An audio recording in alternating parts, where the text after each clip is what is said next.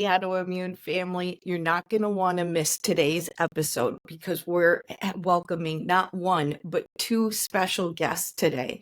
First, we have registered dietitian and nutritionist Chloe. She is the heart and soul behind Riverside Nutrition. Chloe specializes in family nutrition and understands the unique challenges of maintaining a healthy lifestyle with hectic schedules, which we all can relate to.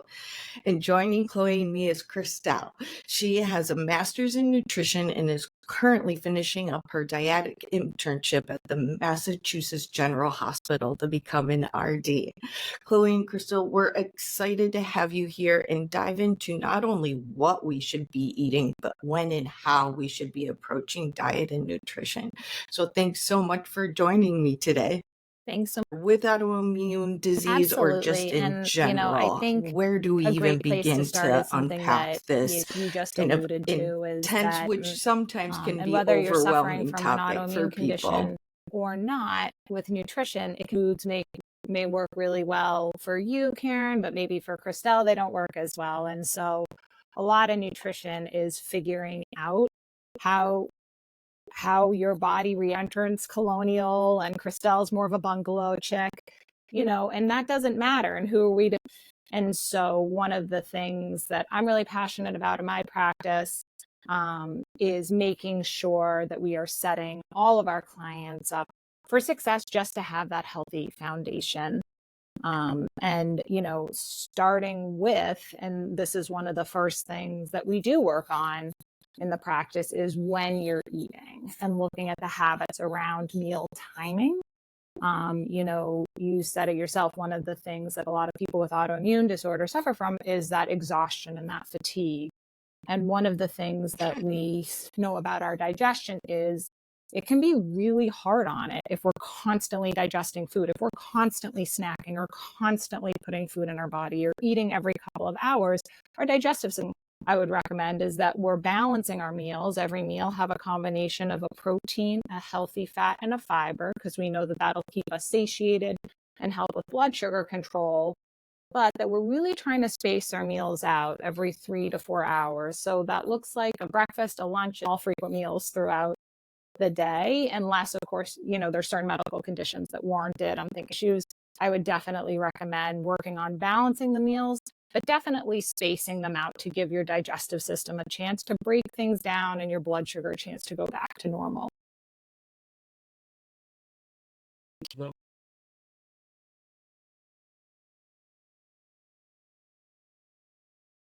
Yeah, I do think, and again, going back to there's no one size fits all, there are certain people that, no matter how hard they try, just aren't breakfast people. It's just not a meal that they can get behind.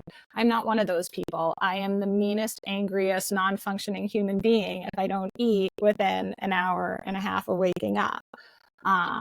But if we are looking at fatigue and energy, one of the things we want to make sure is that we're not eating all the time, but that also we are eating enough, because that's another culprit, right? I know that there is some research out there on intermittent fasting, but I think this is a great time to kind of bring that up.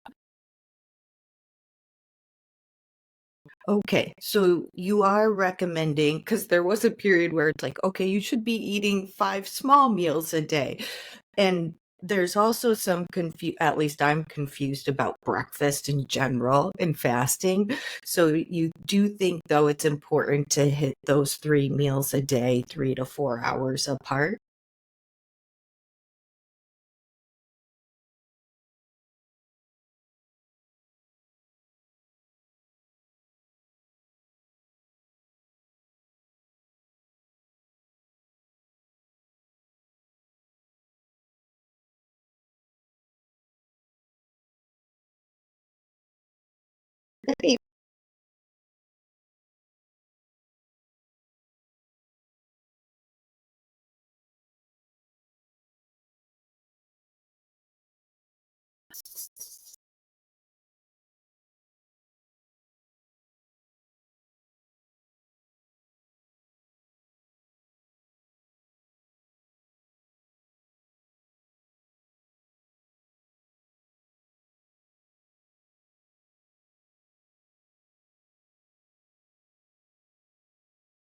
Yeah.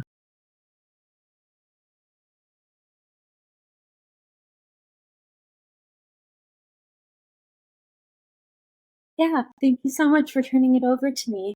So, most of the current evidence regarding autoimmune diseases and intermittent fasting come from animal studies or short term human studies. So, more research is really needed to fully understand the long term effects and practical applications of intermittent fasting in humans with autoimmune Intermittent conditions. fasting, like what But was from your the studies that driving are out reason for there, we that? do see several benefits of intermittent fasting. So, this includes increased gut health, reduction of the inflammatory response, and also metabolic benefits. So, intermittent fasting can alter the gut microbiome, which can reduce inflammatory immune responses by altering the type of bacteria that's found in the gut. So, one study has showed that multiple sclerosis relapse patients, intermittent fasting for only 15 days induced changes in leptin levels and gut microbiota.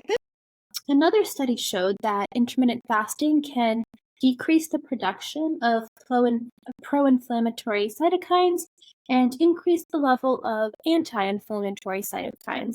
So, this overall, again, reduces inflammation. Intermittent fasting can also lead to improvement in metabolic health by increasing insulin sensitivity and reducing blood sugar Yeah, and levels.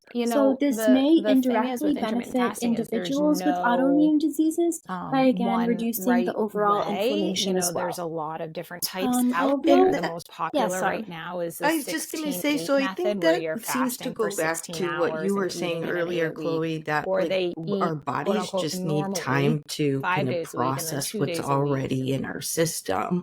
It's like we just can't be continuing to feel it. But I didn't mean to interrupt. Go ahead, Crystal. So, although there is promising evidence regarding the benefits of intermittent fasting, it is important to note that muscle mass can be lost if it is not properly maintained. So, individuals with autoimmune diseases who intermittently fast should regularly engage in strength training and exercise, as well as consult a registered dietitian before starting. So, it's really important to ensure that during non fasting periods, enough calories and protein is consumed to avoid the muscle and energy loss. So, with the help of a registered dietitian, an intermittent fasting plan can be completely individualized to tailor someone's specific needs. But before recommending intermittent fasting to anyone, I would want to make sure that their diet is cleaned up and they have a good foundation of a healthy and balanced diet first.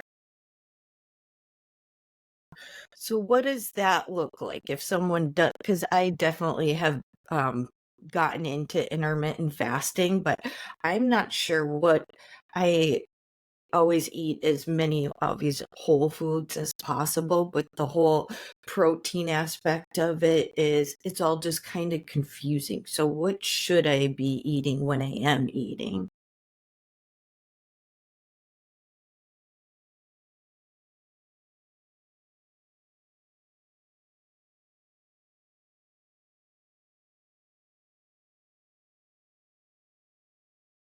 Yeah, so I'm continuously trying to optimize my health, right? And nutrition is a huge part of that. I will say changing my diet has probably had, if I'm gonna single-handedly call out something, that's probably been the biggest area where I have seen a dramatic impact in how I feel. Symptoms reduction, but also more energy and everything. Severe inflammation for many years that caused a lot of joint pain.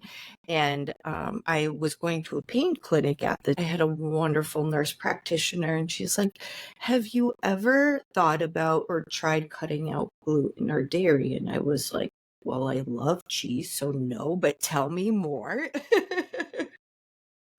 And then from there, I've just evolved and I've been very interested. And so there's, as you guys know, it's so on trend right now, this intermittent fasting. So I'm really just trying to learn more about like how it can help me. And then I saw that there was benefits specifically within the autoimmune space. So I've been dabbling in it, but that's it. I've been dabbling. So I don't know kind of the best way to go about any of this.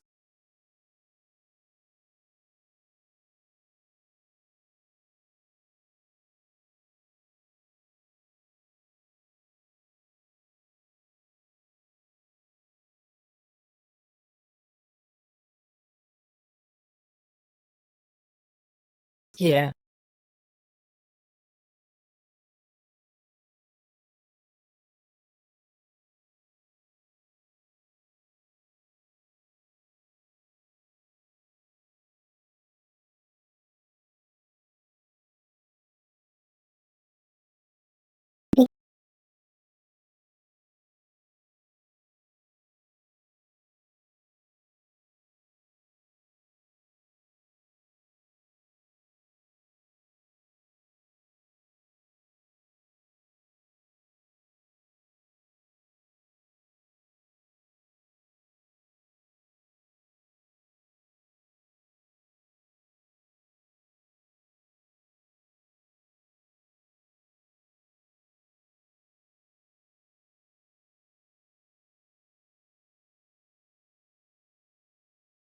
Um,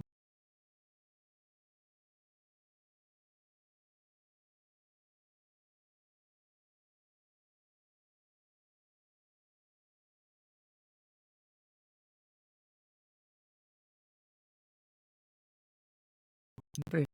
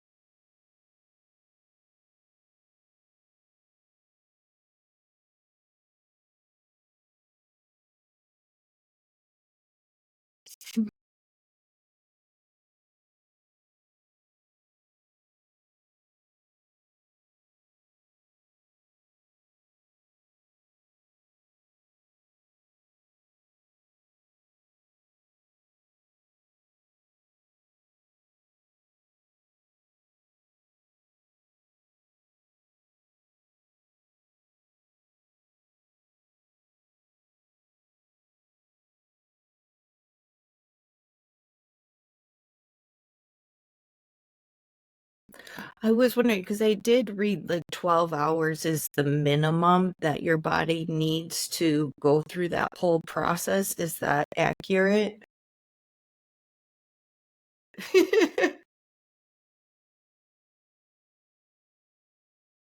Okay, so 12 is the minimum, and I know there's not a one size fits all, but is there even longer than that that could be more beneficial? Yeah.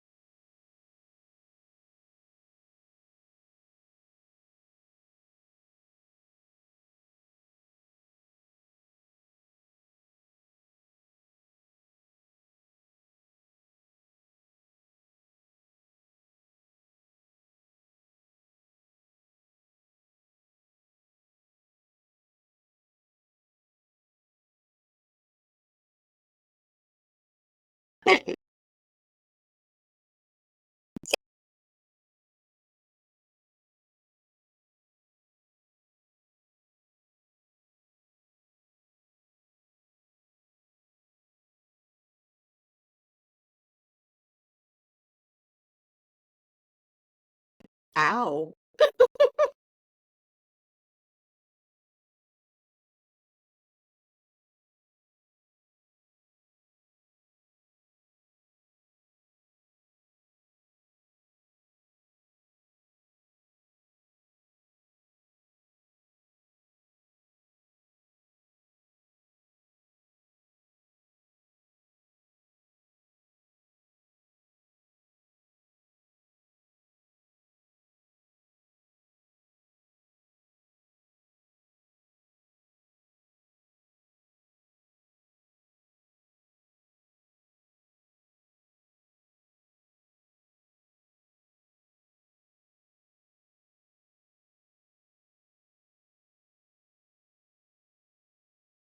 Yeah, I love how you bring up just what are your goals? Is it more energy? Are you trying to, for my goals previously were to reduce my joint pain and inflammation, but now I'm in a place where it's like, oh, energy would be an easy way to give me that feedback if it's working or not.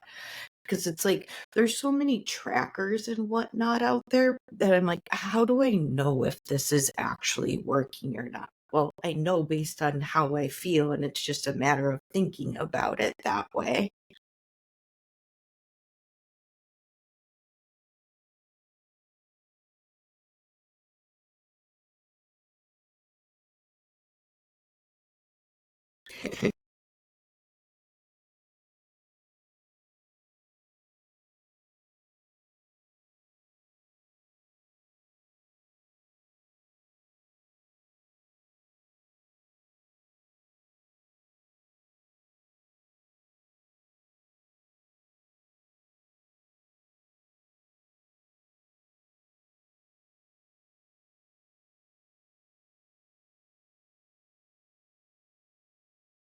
Yeah.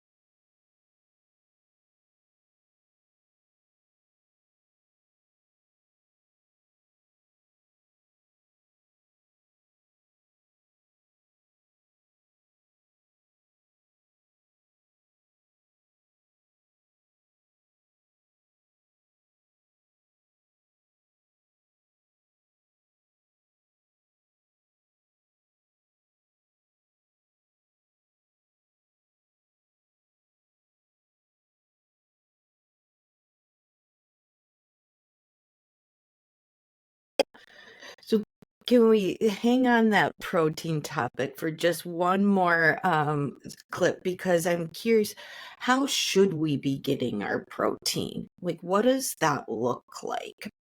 For me personally, I just naturally am just not a big meat eater.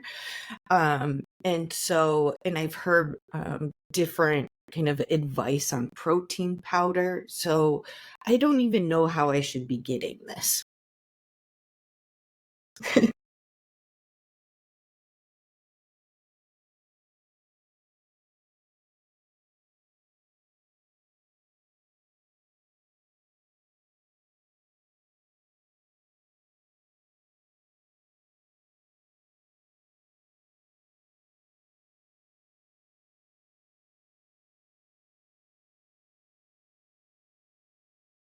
Right.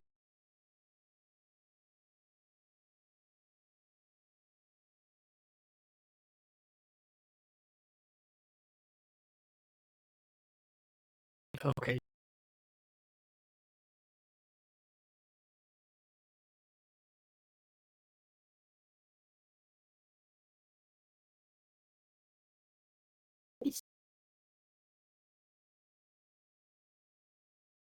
Me too.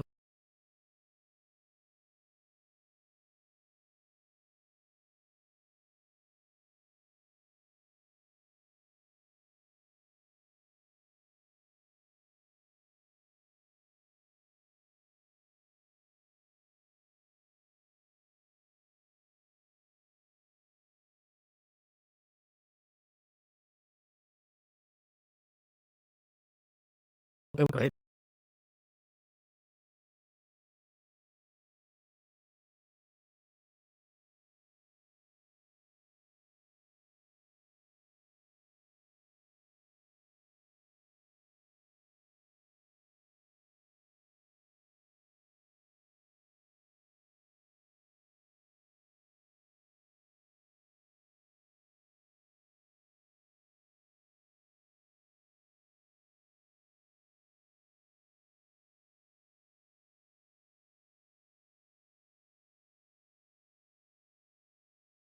Okay.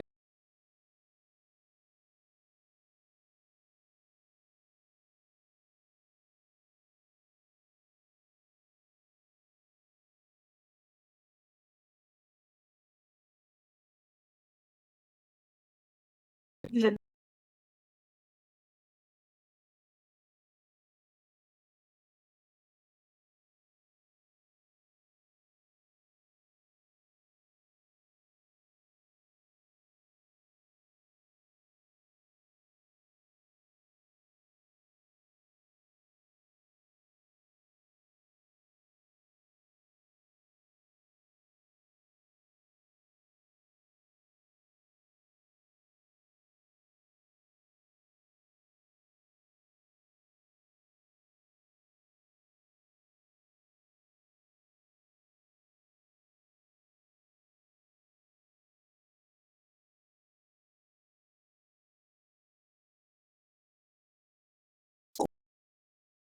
Yeah. So that's I appreciate your perspective. You're speaking to is this middle ground is we don't need to only be eating vegetables 100% of the time, but there's definitely obviously work that we can do to improve our nutrition and focusing on the individual in the lab. It's like we can really optimize based on you personally versus this kind of one fit size fits all approach with like the AIP diet.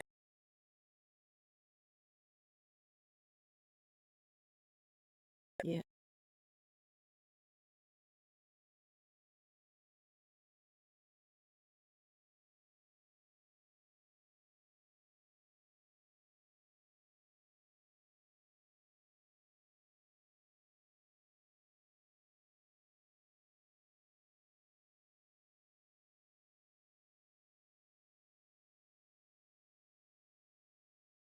Yeah.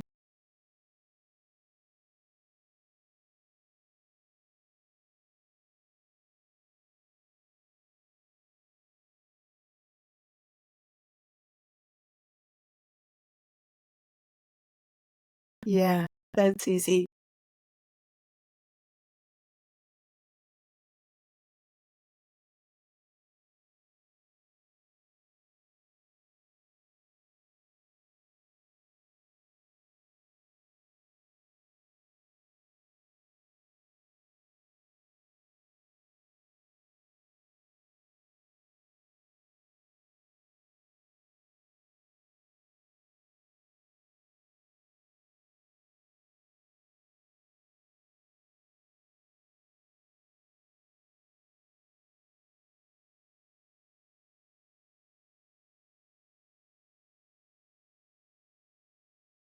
Okay.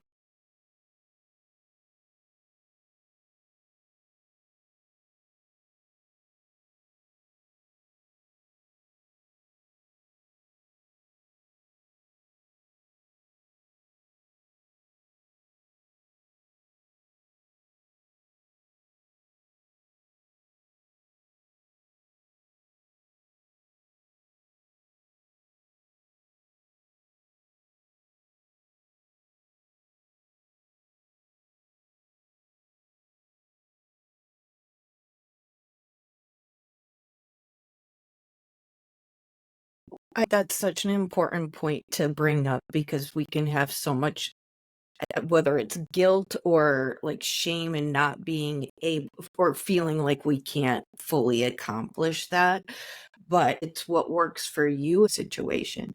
The other thing I wanted to mention, people's busy, hectic schedules. A lot of our audience is mid 20s and they're in school and they're starting their first jobs and navigating relationships. So adding that whole meal prep work on top of their busy schedules can feel very overwhelming. But to your point, I think just slowly trying to incorporate or figure out ways to prep more at home or cook more at home can totally help. Have you seen do you have any ideas or suggestions for people and how they can do that?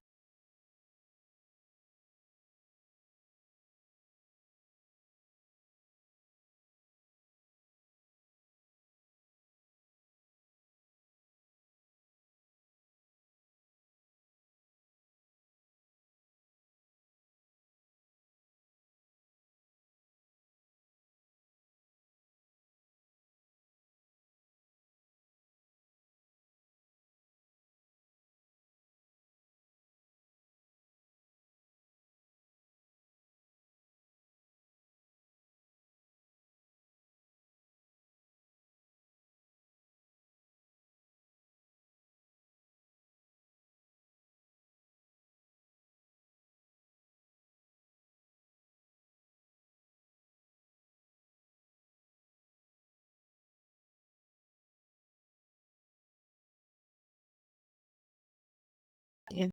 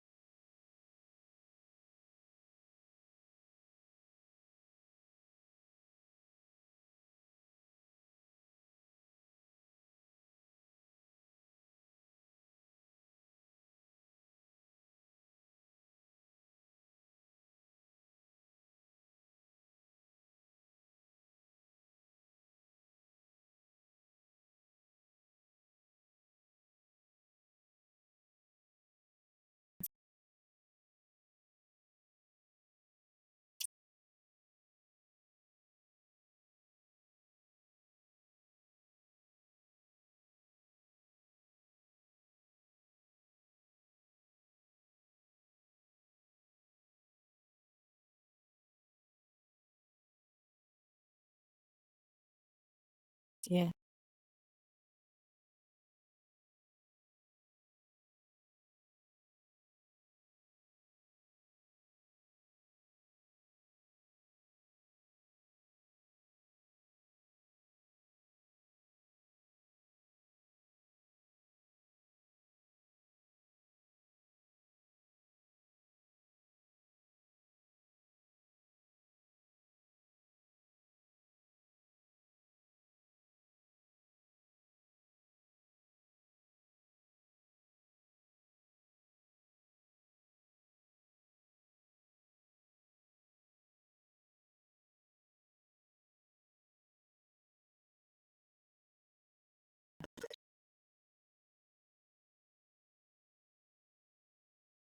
You definitely are on point because I literally have a rotisserie chicken in my fridge right now that we put on salads trying to get that protein. And that was one of the easiest things because then you're not even cooking it, but it's readily available. It's healthy, good. The other thing you mentioned smoothies a couple times. I'm obsessed with smoothies. I have two small boys and we call them Ninja Turtle smoothies.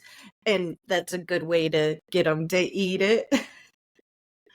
Yeah, they love it. But we used to have a big blender and that even ended up it was annoying to clean. Like I just hated dealing with it.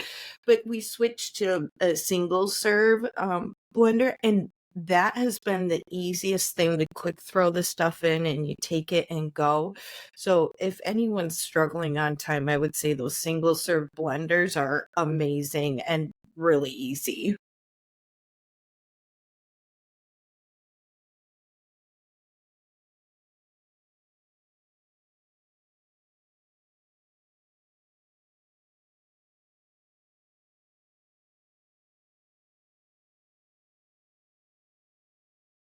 Yeah. Just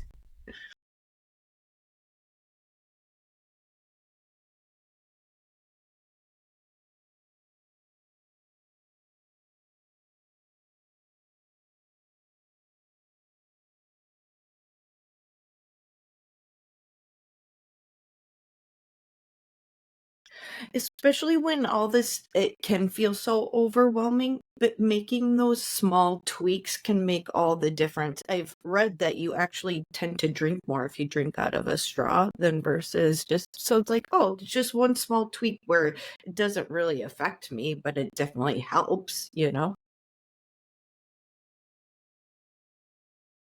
Yeah. So, what else should people be? Is there anything we haven't touched? I know there's a lot because we haven't hardly talked about pooping, but as far as actual food and intake, is there anything else we should be thinking about for especially for those of us with autoimmune conditions and how nutrition can affect our health so much?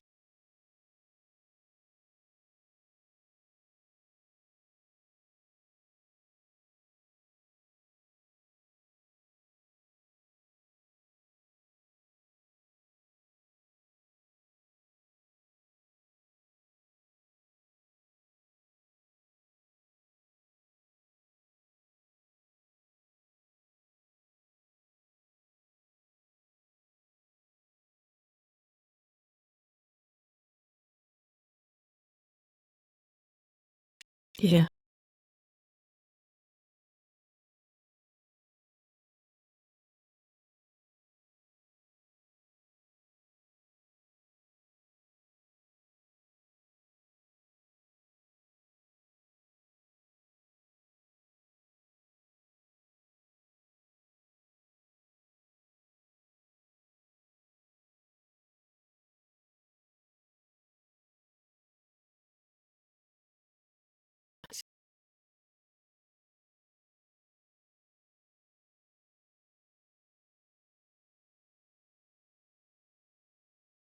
Yeah.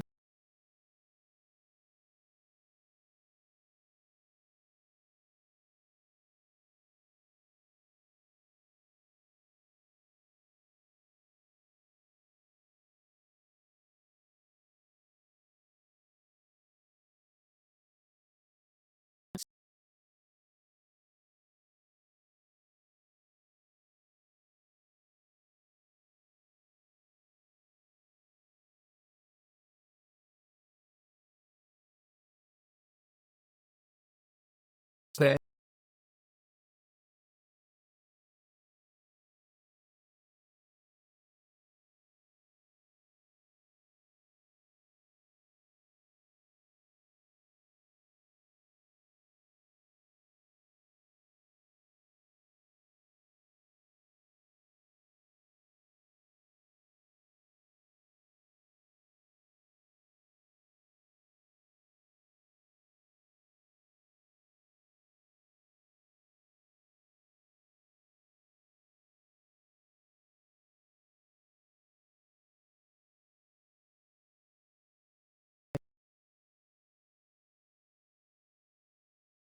Mhm.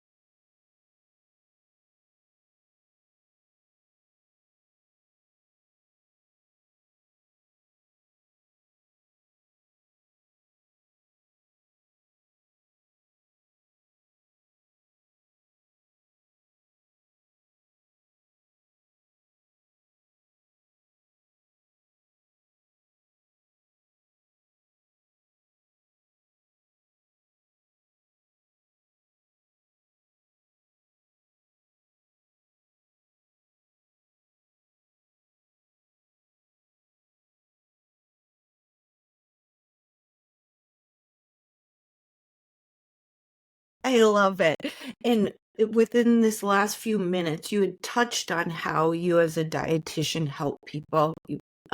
Tips, help them figure out their lifestyle and what works for them. If we're working with you, how long is this? How often am I meeting with you? Like, what are the logistics of working with a dietitian?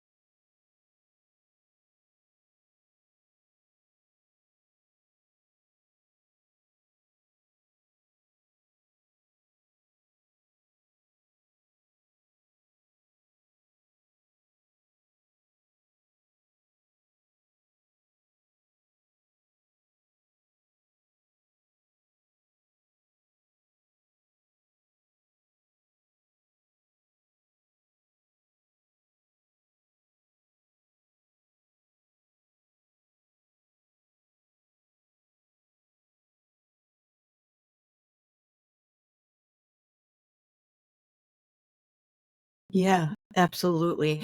Well, and especially when you talk about taking small steps and working through how to actually make this a part of your everyday life, it makes sense that that's going to take more time. And I think it also helps take away the overwhelming factor because you know you're going to be in this for a few months and working through versus just overhauling everything at once and then working with the dietitian to keep you accountable. It's more of a partnership. Chloe and Cristelle, thank you so much for being here today. It was amazing.